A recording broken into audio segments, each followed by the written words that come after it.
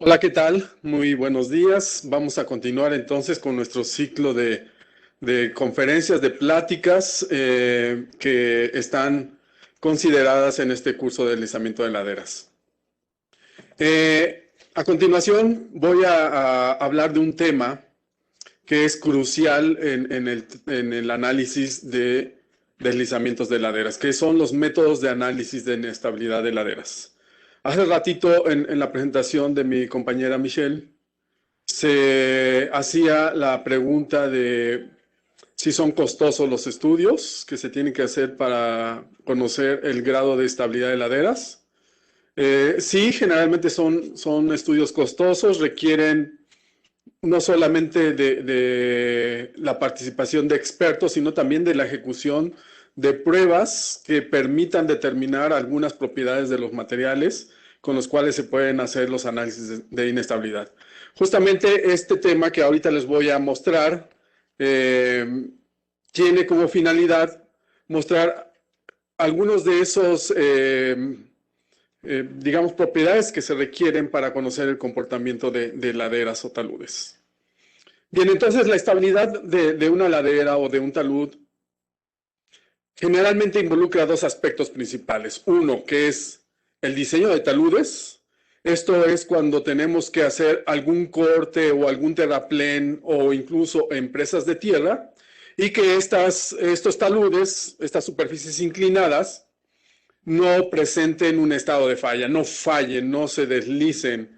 En teoría, todos los cortes en carreteras, en caminos, terraplenes, deberían de estar diseñados de tal manera de que nunca se debería de presentar una falla en estos, digamos, en estos obras, si podemos llamarlo así, o cortes, porque son realizados con base en una base científica, digamos, de alguna manera.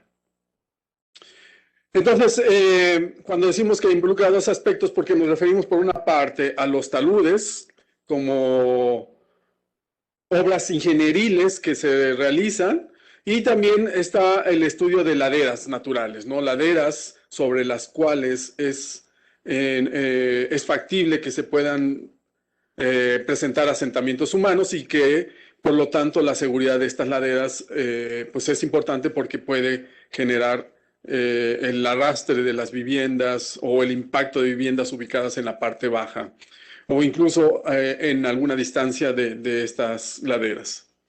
No es un tema fácil, definitivamente, y con este curso que hemos preparado en el CENAPRED, no pretendemos de que se vuelvan en expertos, personas expertas o especialistas expertos en el análisis de la inestabilidad de laderas, sino más bien tratar de generar un conocimiento en ustedes para que ustedes puedan tomar decisiones o incluso en ciertos momentos para que puedan determinar qué estudios pueden solicitarle a alguna empresa cuando ustedes estén interesados en conocer el comportamiento de una ladera en particular. No es un tema fácil, definitivamente. Entonces estamos tratando de darles aspectos muy básicos, aspectos que consideramos son muy importantes sin que ustedes tengan que ser ingenieros o expertos, aunque sabemos que en este curso tenemos asistentes de todo tipo, según los registros de inscripción a este curso, pues hay un gran número de ingenieros ya titulados, hay un gran número de maestros en ingeniería y también hay hasta de doctorado, ¿no? Entonces es un amplio grupo de personas que nos están escuchando. Generalmente el CENAPRED trata de llevarlo a los niveles básicos para que las autoridades de protección civil que están en una comunidad muy alejada puedan entender la física del fenómeno y con base en ello tomar las mejores decisiones para salvaguardar a la población. Inicialmente, el estudio de la estabilidad de laderas y taludes se debió principalmente a los frecuentes daños que se tenían en terraplenes para ferrocarriles y caminos. Así empezó un poco la ingeniería geotécnica o la mecánica de suelos, así como también se le conoce. O también en las fallas frecuentes que se tenían en excavaciones o en cortes para la construcción de carreteras. Los primeros intentos para tratar de entender el comportamiento de estas obras se basaron en normas o reglas puramente empíricas, es decir, basadas en la experiencia. Si antes hicimos un corte con tal inclinación y falló, bueno, pues entonces le empezaban a cambiar la forma de hacer el corte o darle cierta inclinación a cada corte, de tal manera que iba mejorando el conocimiento con prueba y error, de tal manera que esos son los primeros intentos para entender el comportamiento de las laderas o de los taludes, sin ningún criterio propiamente dicho ingenieril, ¿no? Esto data de hace muchos cientos de años atrás. Las primeras propuestas de análisis del comportamiento de obras geotécnicas con criterios científicos y metodológicos basados en el entendimiento del comportamiento de los materiales y la forma en que sucedían las fallas, fueron desarrollados por un investigador en 1875 que es Charles Adolph Coulomb, quien con base en los principios de la mecánica clásica propuso que la resistencia que desarrollan los suelos en la zona esta donde se deslizan en la potencial superficie de falla se debe principalmente a la fricción y a la cohesión que todos los materiales de la corteza presentan. De tal manera que en la actualidad los que estudiamos mecánica de suelos o ingeniería geotécnica, geología, podemos hablar a veces de materiales puramente friccionantes o materiales puramente cohesivos. Y como Michel nos platicó en su sesión anterior, nos habló de que en la naturaleza o en la superficie de la corteza hay desde clastos, que son materiales, bloques de roca bastante grandes. Hay el suelo propiamente dicho, que está constituido por arcillas, arenas y limos. Y todos estos materiales juntos pueden tener un comportamiento que puede ser friccionante o cohesivo, dependiendo incluso del contenido de agua que pueden llegar a presentar. Y como bien lo dijo Michel, en las fases del suelo hay partículas mezcladas, generalmente siempre están mezcladas, nunca tenemos un suelo, o pocas veces tenemos suelos puramente cohesivos, puramente arcillosos o puramente limosos. Generalmente están mezclados los suelos finos, pueden estar mezclados arcillas con limos y arenas, y también los suelos gruesos pueden estar mezclados con arenas, gravas, incluso también con algunos limos o arcillas que llenan los huecos más pequeños, pero aún así, entre los huecos más pequeños pueden haber huecos que no estén llenos con nada, que estén llenos con aire, pero también en el caso de suelos ubicados bajo el nivel freático, esos huecos o esos poros pueden estar llenos de agua. Y el agua juega un papel fundamental en la resistencia al esfuerzo cortante de los materiales. Entonces, les pido por favor que tomen nota de esta ecuación. Si ustedes se dan cuenta, es una ecuación muy simple, muy fácil de entender, porque es la ecuación de una recta que corta al eje vertical o al eje de las ordenadas en un punto. Si la cohesión llegara a ser 0, entonces es la ecuación de una recta que corta a los dos ejes en el origen, ¿no? Que va del origen a cualquier parte, digamos, de un eje coordenado. Entonces, es la expresión más simple que nosotros en matemáticas o en geometría analítica podemos conocer, como son las ecuaciones de la recta, que es algo bastante simple. Bueno, y además data de hace ya de muchos años. Cuando nosotros estudiamos mecánica de suelos y los que nosotros pudimos tener la fortuna de conocer a algunos profesores, nos hablaban de la resistencia al esfuerzo cortante de los suelos de Coulomb, o la ley de resistencia al esfuerzo cortante de Moore-Coulomb. que es la base fundamental, digamos, de la mecánica de suelos, pero también hay algunos avances para tratar de entender la fricción de los suelos, la fricción cinética, para bloques rígidos y su aplicación a problemas geosísmicos. Se habla de esfuerzos efectivos y de esfuerzos totales. En fin, la mecánica de suelos es una especialidad de una rama de la geología que tiene que comprenderse para poder hacer un análisis adecuado de la estabilidad de laderas o taludes. Bien, entonces el problema más simple está en cómo se desliza una masa sobre una superficie inclinada del terreno. Esa ecuación que yo les mostraba de tau, subíndice S, que es igual a C, la cohesión del suelo, más sigma por tangente de phi, justamente surge a partir de estos pequeños esquemas, ¿no? Aquí, en este plano inclinado, podemos ver que aquí, para que esta masa se deslice, tiene que vencer, como ya lo había dicho Michel, la gravedad, produce que este bloque trate de moverse hacia abajo, pero no se mueve porque hay una fuerza de fricción que está actuando a lo largo de toda esta superficie, que depende, digamos, de la rugosidad que hay de este cuerpo con este otro cuerpo, las diferentes rugosidades que tienen los cuerpos, y el peso de este cuerpo efectivamente.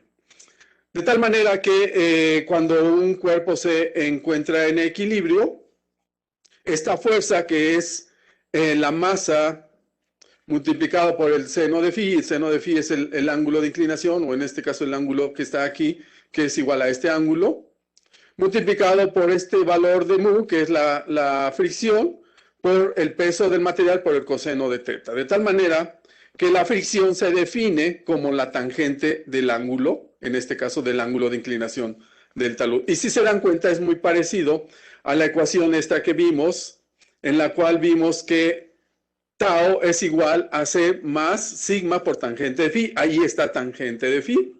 Sigma es justamente la fuerza normal, esta que está aquí, que dependiendo de esa fuerza normal es como también se va a desarrollar la fuerza de fricción en los materiales. Vamos a ver entonces algunos conceptos. ¿Qué es la cohesión y qué es la fricción? La cohesión es la fuerza que une a las partículas de un suelo fino. Eso sería, digamos, la definición básica de cohesión. Juárez Vadillo, cuando yo tomé clases en 1995 con él, él mencionaba que es la cualidad por la cual las partículas del suelo se mantienen unidas como resultado de fuerzas internas que dependen, entre otras cosas, del número de puntos de contacto que cada partícula tiene con sus partículas vecinas, pero principalmente depende del contenido de humedad en el suelo. Esto es muy importante. Y eso es como se define la cohesión. ¿Cómo lo podemos entender? Vamos a imaginar, por ejemplo, que ustedes van a la playa y empiezan a hacer castillos de arena. Si ustedes hacen esos castillos con un vasito y la arena está muy seca, al momento que quitan el vasito, lo más probable es que el material pues se movilice, ¿no? Que falle, digamos. Pero si tiene cierta cantidad de agua y ustedes llenan el vasito y lo vuelven a quitar, entonces el material adquiere la forma del vaso porque el agua le da una cohesión aparente para que las partículas del suelo estén unidas. Recuerdo que el doctor Juárez Vadillo nos decía que cuando él escribía en el pizarrón, se debía porque la masa del pizarrón es tan grande que tenía una fuerza de atracción del gis, que es muy, muy fino, y que por eso quedaba marcado el gis en el pizarrón, ¿no? Entonces, hay fuerzas de atracción también, y lo dice la teoría también de Einstein, de la atracción de las masas, que justamente hay una fuerza de atracción desde las partículas más grandes que atraen a las más pequeñas, y también hay una fuerza de atracción eléctrica que hace que se peguen o que se unan las partículas. Por eso es que el polvo se puede pegar a nuestros vehículos cuando hay mucho viento, o que también nosotros podemos quedar cubiertos de polvo porque las partículas se adhieren ya sea por nuestro sudor, donde hay agua, y se adhieren a nuestra piel. Entonces, hay un gran número de fuerzas que están actuando para darle cohesión a los materiales. Y la fricción, ya vimos, la fricción es la que se desarrolla entre planos que están, digamos, actuando en contacto entre las partículas de suelo. Aquí, por ejemplo, no sé si se alcancen a ver en el recuadro, yo voy a poner una masa sobre mi teléfono, voy a empezar a inclinar mi teléfono y esta masa va a llegar un momento en que se desliza justamente porque se vence la fuerza de fricción. Y eso ocurre justamente en el análisis de una ladera. Tenemos que revisar si la resistencia al esfuerzo cortante dada por la cohesión y por la fricción es vencida por las fuerzas actuantes que están en la ladera. Entonces, a partir de los conceptos de resistencia al esfuerzo cortante de Coulomb, que ya les había platicado, y de la definición del factor de seguridad de Terzaghi, quien concluyó que la falla se debe a factores internos que son condicionantes y factores externos que son desencadenantes, que ya nos platicó Michel cuáles son estos, y que modifican los esfuerzos resistentes y actuantes en la potencial superficie de falla. Bien, vamos a ver entonces este esquema. Esto que estoy poniendo en color rojo es la potencial superficie de falla. A lo largo de esta potencial superficie de falla están actuando fuerzas que son fuerzas resistentes, estas que están dibujadas aquí con estas flechitas, hacia arriba, que son las que se oponen a que la ladera falle, ¿no? Que son las que tienen que ver con la fricción. Y estas fuerzas que están aquí, arriba de las líneas punteadas de color rojo, son las fuerzas actuantes que dependen del peso de esta masa que se está deslizando, como yo les mostraba en ese pequeño ejercicio que les ponía con mi teléfono y este cuerpo sobre mi teléfono. Entonces, de tal manera que es una lucha entre unas fuerzas que tratan de movilizarse por acción de la gravedad y otras fuerzas que tratan de detener al suelo para que no se deslice. Y entonces el factor de seguridad se define como la resistencia de los materiales o las fuerzas resistentes dividida entre las fuerzas actuantes. Y esto es un concepto muy importante que deben de tener en mente, porque dependiendo de este factor de seguridad, es como podemos medir el grado de estabilidad de las laderas. Este valor de la fuerza resistente depende de las propiedades mecánicas de los suelos, depende de la estratigrafía de los materiales, de la meteorización, que ya bien nos platicó Michel, de cómo se va degradando la roca. En la parte superficial tenemos el suelo, pero originalmente eso podría haber sido roca, pero con el tiempo, el efecto de la humedad, con el efecto de la temperatura, los cambios bruscos de temperatura, producen que la roca se vaya degradando y algo que antes era muy duro, se va convirtiendo en algo muy suave, de tal manera que hasta un pico o una pala puede ingresar sin mucho esfuerzo, pero a mayor profundidad la roca va a estar sana y entonces hay un espesor, digamos, que conocemos como suelo, que es el que potencialmente se va a deslizar. Depende también de la topografía del terreno y de un aspecto muy importante del agua o de los sismos en el sitio en específico. El agua está representada aquí en este esquema con esta línea de color azul, que refleja lo que nosotros conocemos como nivel de aguas freáticas o nivel de aguas superficiales. Este nivel de aguas hace que el suelo que está por abajo esté saturado y el suelo que está por arriba está parcialmente saturado. Por lo tanto, los huecos que hablaba Michel, en este caso de los materiales que se encuentran por abajo de esta línea, están saturados con agua, y los huecos que se encuentran por acá arriba puede ser que no estén saturados con agua. Es posible que se saturen por efecto de capilaridad, pero podrían también no estar saturados. Entonces el agua juega un papel fundamental porque aumenta el peso de la ladera y disminuye la resistencia al esfuerzo cortante de los materiales. Entonces, eso explica que cuando llueve, aumenta el peso de la ladera y disminuye la resistencia, y eso hace que al disminuir el factor de seguridad disminuye, y al aumentar el factor de seguridad también disminuye. Por lo tanto, entonces, si nosotros le ponemos mucha atención a este parámetro, nos va a decir qué tan propensa o no es la ladera a presentar un deslizamiento. Si tuviéramos, por ejemplo, resistencia de materiales 5 veces más grandes que las fuerzas actuantes, pues nuestro factor de seguridad sería de 5, porque tendríamos una muy buena resistencia del material, de tal manera que no se podría presentar un deslizamiento de tierra. Pero si tenemos un valor de la resistencia del terreno de 1.5, por ejemplo, eso quiere decir que este valor es apenas 50% más grande que este valor, es decir, 1.5. Pero si este valor es igual al valor que está aquí abajo, es decir, que las resistentes y las actuantes adquieren el mismo valor, en ese momento puede presentarse el deslizamiento de una ladera. Y como yo les había dicho, el agua de lluvia hace que este aumente y el agua también hace que este disminuya, de tal manera que el factor de seguridad en temporada de lluvias baja mucho, a tal grado de que puede bajar tanto que falle la ladera. Más aún, cuando ocurre un terremoto o un evento telúrico, eso hace que estas fuerzas que están aquí arriba se incrementen y por lo tanto también pueden ocurrir deslizamientos de laderas detonados por sismo, como también ya lo platicamos.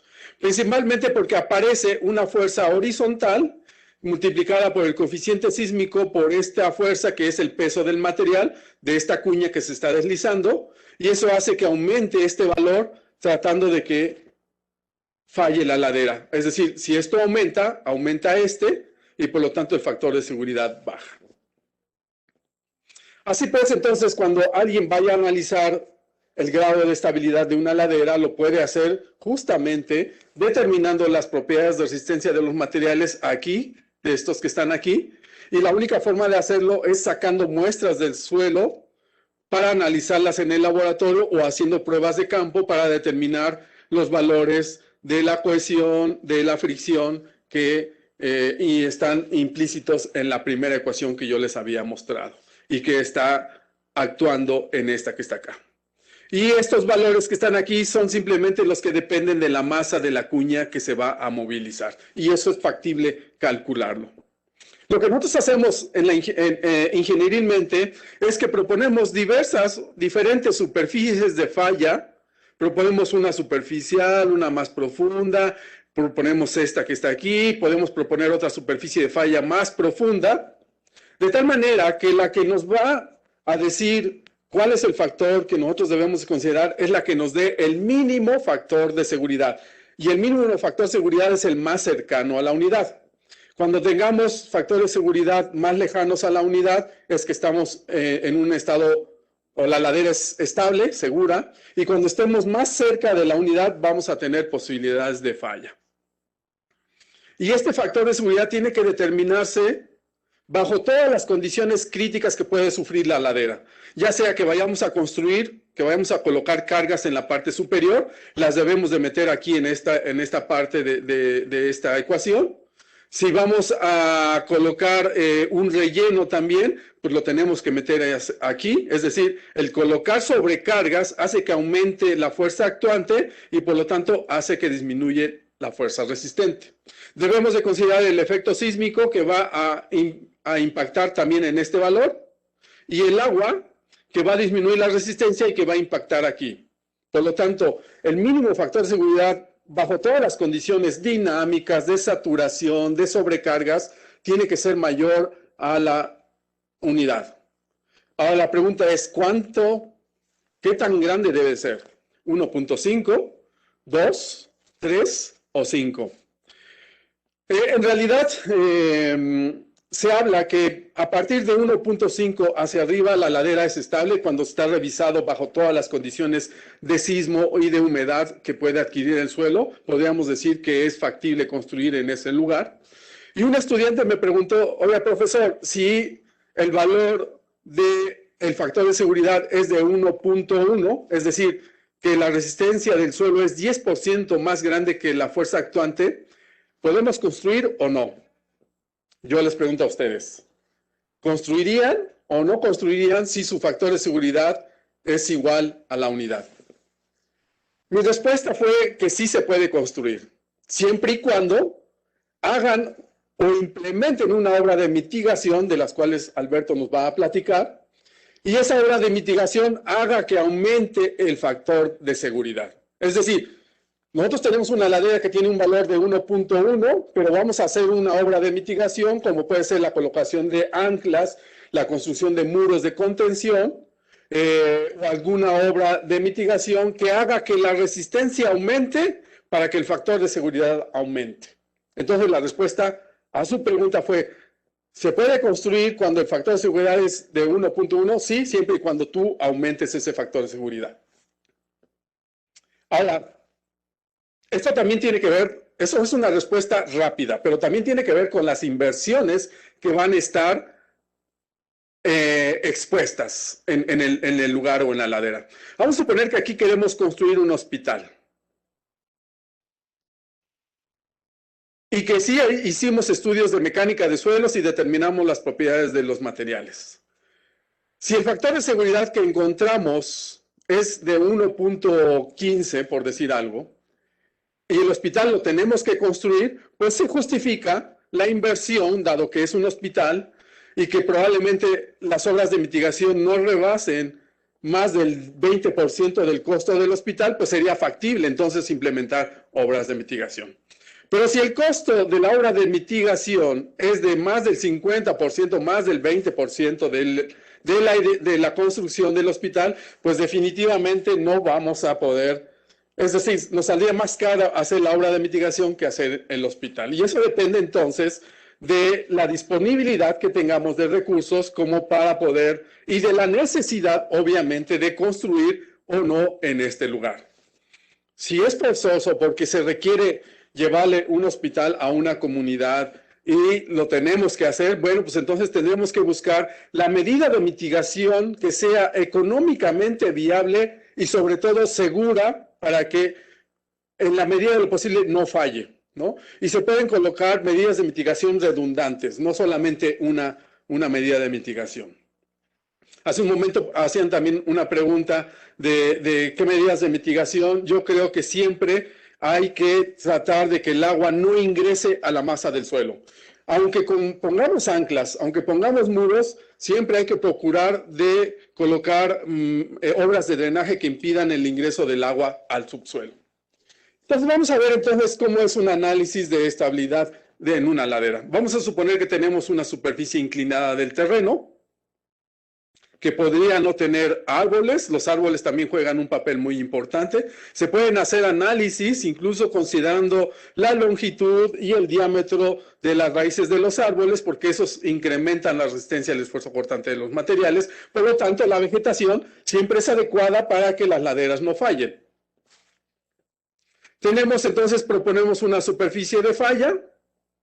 En esa superficie de falla están actuando la resistencia y el esfuerzo cortante de los materiales. Aquí voy a suponer, para fines de que yo les pueda explicar cómo hacemos los análisis de estabilidad en las laderas, bajo condiciones estáticas únicamente, voy a suponer que es un suelo puramente cohesivo. Es decir, que en esa ecuación de la resistencia y el esfuerzo cortante que teníamos, que tau es igual a C más sigma por tangente de phi, voy a hacer que no haya fricción, o sea que la tangente de phi sea igual a 0, por lo tanto, tau es igual a la cohesión únicamente.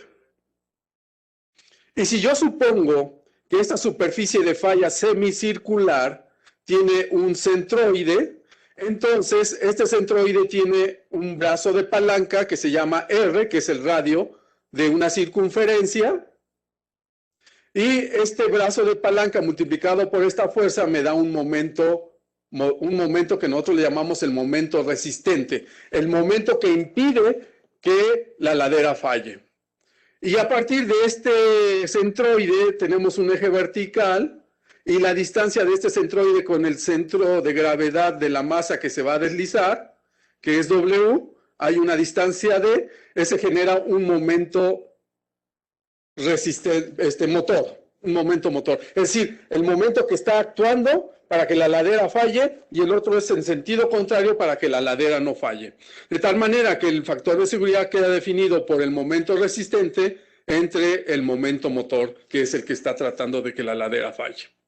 Y eso es bien fácil de calcular. El momento resistente entonces es igual a la fuerza que está actuando en la potencial superficie de falla, o sea, en esta L que tiene un ancho unitario.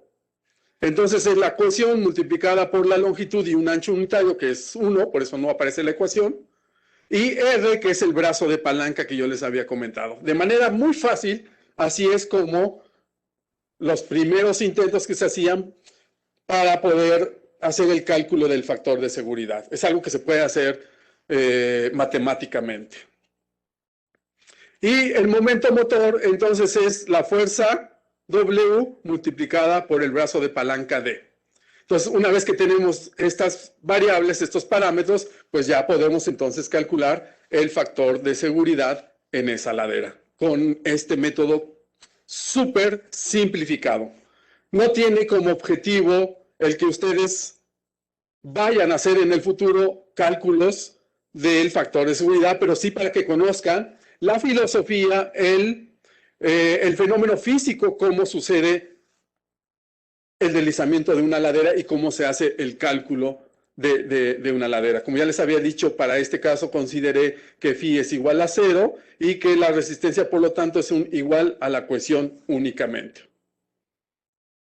Así pues, entonces yo puedo hacer proponer esta superficie de falla. Podría proponer otra que está aquí, con otro centroide o con este mismo centroide, calcular el factor de seguridad para una nueva superficie de falla, calcular otro factor de seguridad para otra superficie de falla, de tal manera que la que me dé más cercana a la unidad es la que va a ocasionar, bueno, es la que va a ser la superficie de deslizamiento cuando falle esa ladera. Pero como ustedes ya se dieron cuenta, aquí hay algo que no estoy poniendo, que es el efecto del agua y el efecto del sismo. Bueno, pues ahora vamos a sobreponer justamente, en este caso, el efecto del sismo. Entonces tenemos que el factor de seguridad, de nueva cuenta, es el momento resistente dividido entre el momento motor o el momento actuante. El momento resistente se calcula exactamente igual. Durante un sismo las propiedades del suelo no varían porque es el mismo suelo, ahí está. Lo único que está pasando es que está llegando una onda sísmica que lo está sacudiendo. De hecho, en este pequeño ejercicio que yo les comentaba, la única forma que yo podría mover esta masa si el terreno está horizontal, pues es aplicando una fuerza dinámica que hace que esta masa se mueva, ¿no? Y eso mismo sucede cuando ocurre un terremoto. Hace que la masa sea empujada y pueda presentarse la falla o el deslizamiento de esa ladera.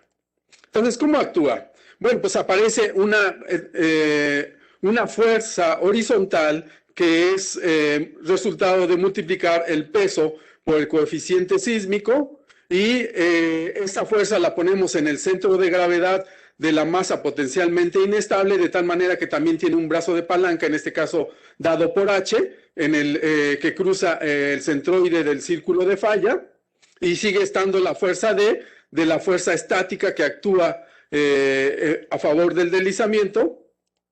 Y entonces el momento motor sería en este caso W por D, que es esta W que está aquí, por esta D que está aquí, más este valor que es este que les había comentado, multiplicado por H, que es el brazo de palanca de H. Si se dieron cuenta qué es lo que pasó en esta ecuación, bueno, pues que el denominador aumentó por la fuerza sísmica. ¿Y qué les dije? Que al aumentar el denominador, el factor de seguridad, ¿qué le pasa? Disminuye, ¿no? Entonces, por eso es que los sismos pueden generar deslizamientos, porque hace que aumenten las fuerzas actuantes y las fuerzas resistentes no cambian, por lo tanto pueden presentarse falla durante los eventos sísmicos. En este caso también consideré que el suelo es puramente cohesivo. Entonces, así podemos hacer cálculos, y esto se le conoce como métodos de análisis deterministas para poder calcular el grado de estabilidad de una ladera. Pero como ya lo había comentado Michelle, estos métodos son costosos, requieren la extracción de muestras de suelo, y si nosotros queremos conocer cómo está el grado de estabilidad en una área determinada, que puede ser de una localidad, de un municipio o de un estado, o incluso a nivel de un país, pues obviamente no sería posible poder aplicar el método determinista para calcular el factor de seguridad de cada ladera existente en un municipio o en una localidad o en un estado o en un país. Para eso entonces existen otros métodos de análisis que pueden implementarse para conocer el grado de estabilidad de las laderas en áreas más amplias del territorio, de un territorio. Y aquí estoy dando un ejemplo de un mapa de susceptibilidad a deslizamientos, que son conocidos como los métodos heurísticos. Y estos métodos no son otra cosa que la superposición mediante el uso de sistemas de información geográfica, la superposición de mapas temáticos que pueden ser geología, inclinación del terreno, es decir, un mapa de pendientes, y el mapa de uso de suelo y vegetación podría utilizarse. Pero lo que yo quiero que se den cuenta es que si yo les platicaba que la estabilidad de una ladera depende de las propiedades mecánicas del material, eso tiene que ver justamente con la geología. Por lo tanto, un mapa de geología es imprescindible. No podríamos hacer un mapa de propensión a deslizamientos si no consideramos un mapa de geología. Un mapa que nos diga dónde están las rocas sedimentarias, las rocas volcánicas, las rocas metamórficas, con todas sus variantes que existen en la actualidad. Bueno, que han existido siempre, ¿no?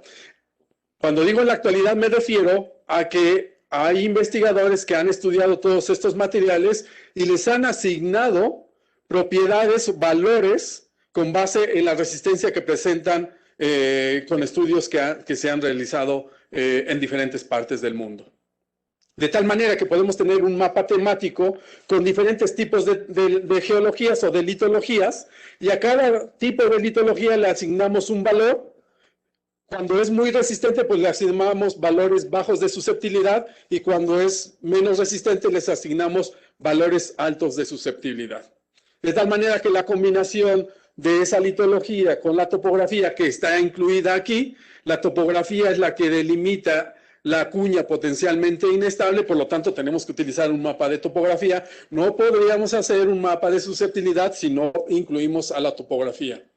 De hecho, esas dos variables son las básicas que deberíamos de considerar siempre en un método de heurístico o un método, digamos, de sobreposición de mapas temáticos. Esos dos mapas están involucrados justamente en la ecuación de la resistencia al esfuerzo cortante.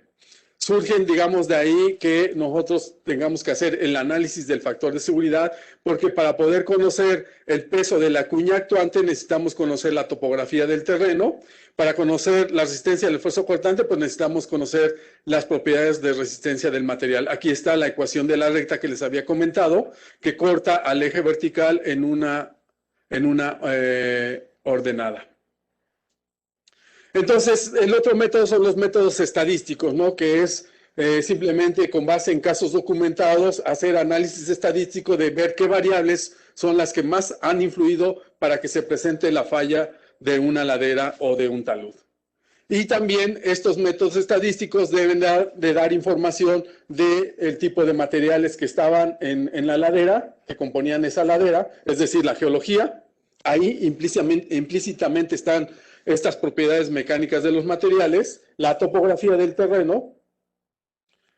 Podemos meter otras variables, por ejemplo, qué tanto de vegetación tenía, si estaba deforestada o no estaba deforestada, y todas las variables que ustedes quieran sumarle para hacer sus análisis. Nosotros proponemos que por lo menos, como mínimo, debe haber las dos variables principales, que es geología, topografía, y cualquier otra variable que ustedes quieran considerar. En el caso de mexicano, en el caso de Senapred, hemos utilizado el uso de suelo y la vegetación como variables muy importantes que influyen en los análisis de inestabilidad. Bien, entonces, el nivel de análisis que nosotros hacemos con cada uno de estos métodos son un análisis local, puntual, que es un método determinista. basado en las propiedades mecánicas de los suelos, la estratigrafía, topografía, todo esto lo podemos conocer haciendo sondeos geotécnicos para sacar muestras de suelo. Podemos determinar el nivel de aguas freáticas y podemos meter las variables sísmicas también para hacer el análisis de estabilidad. Eso sería lo ideal.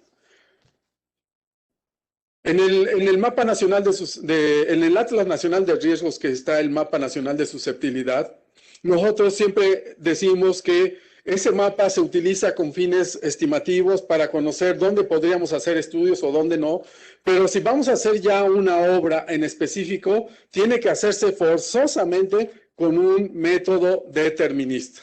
No podemos pensar que vamos a construir una escuela sin hacer un método determinista, ¿no? Porque entonces estaríamos siendo o muy osados o muy ignorantes del riesgo al que podría estar expuesta esa infraestructura que nosotros vamos a construir. Los métodos heurísticos, hay un método que es el método del formato para la estimación de la susceptibilidad a la inestabilidad de laderas, que vamos a ver enseguida después de esta plática, que es un método que puede considerarse como método local, porque podemos hacer con un mismo formato o con varios formatos hacer una evaluación de un grupo de laderas o de una cierta área de un lugar en el cual nos interese conocer qué tan propenso o no es esa ladera a presentar deslizamientos.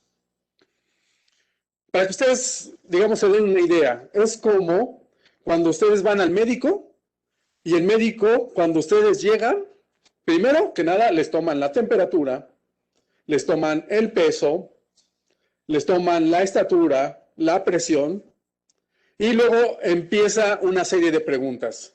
Les preguntan si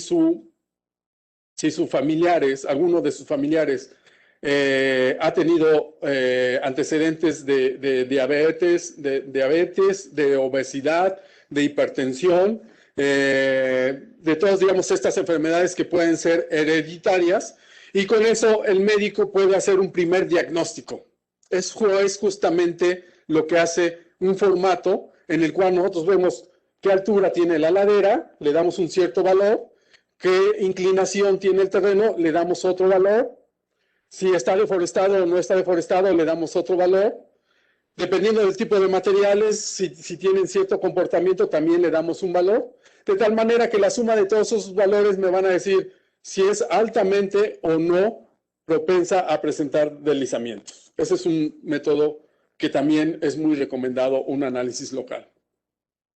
Y está el otro que ya es regional o nacional, aplicando los mapas temáticos que ya les había comentado.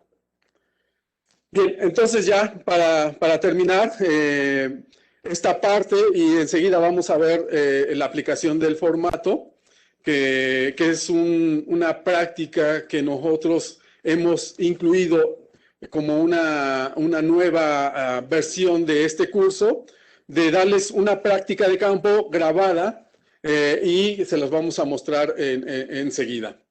Entonces, a manera de conclusiones, las actividades humanas como la deforestación, las excavaciones o los cambios de escurrimientos, las modificaciones topográficas, la colocación de sobrecargas, las fugas de agua y todas esas actividades humanas que a veces hacemos sin darnos cuenta, producen o pueden hacer que el factor de seguridad disminuya, y que entonces, si tendríamos valores de factor de seguridad altos, podemos llevarlos a valores bajos y por lo tanto podríamos aumentar la susceptibilidad a deslizamientos de laderas. Con esto quiero decir que en adelante, cuando ustedes escuchen que una ladera tiene alta propensión a deslizamiento, piensen inmediatamente que están muy cerca del factor de seguridad igual a la unidad. Cuando en una ladera vean que es de baja propensión a presentar deslizamientos, entonces el factor de seguridad debe ser más alto, debe ser más arriba. Muchas de estas actividades, como yo les decía, se realizan por usos y costumbres y también por falta de conocimiento. El problema de los deslizamientos de laderas es un tema complejo, involucra el conocimiento del medio físico, los cambios que hacemos al entorno natural, y requiere la investigación de las propiedades de los materiales. Pues con eso me despido de ustedes, les agradezco muchísimo todas sus preguntas y estamos a sus órdenes para lo que se les ofrezca. Muy buenos días, hasta luego.